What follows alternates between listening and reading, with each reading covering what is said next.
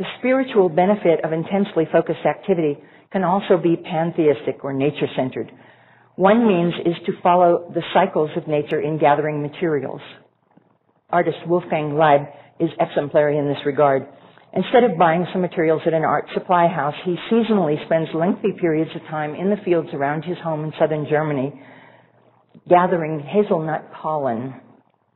He sips it softly onto a gallery floor, like a reclining Rothko painting with its aura, as in this 1986 piece, or he piles it into a big cone on the floor or a small cone in a niche, as in this 98 work, which was shown at Speroni Westwater Gallery in New York.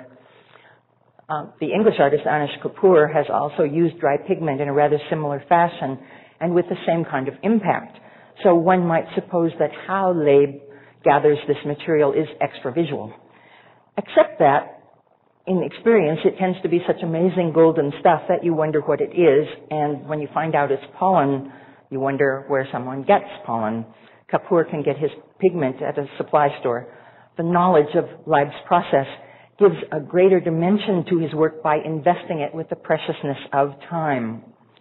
Leib's other works deal equally with elemental substances such as rice and wax and milk, but they don't have quite the same time-labor association, except that his milk stones require replenishing of the milk within them by gallery personnel, someone else's labor rather than his own.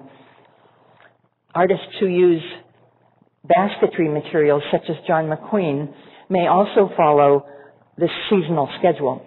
The time involved here is not entranced or lost time, but simply time as determined by nature, not by man. It depends on your frame of mind. McQueen has said, art can't come from art, only from life. So process makes a difference. This statement places him in a certain context. It's not something that Sherry Levine or the other appropriationists would have said, for instance. At one point, McQueen used only the materials available on 8 acres of land that he owned in western New York. Elm bark, white pine, cherry bark, grapevine, and burrs, for example. Baskets are about organization and also about the mythology of materials, but they're also about time and labor because the structure, particularly in interlaced ones, which this is not an example of course, structure, like gesture in Pollock's abstraction, is unconcealed. McQueen's techniques are not influenced by modern industrial notions of speed or efficiency, so you have to ask yourself why someone would do it.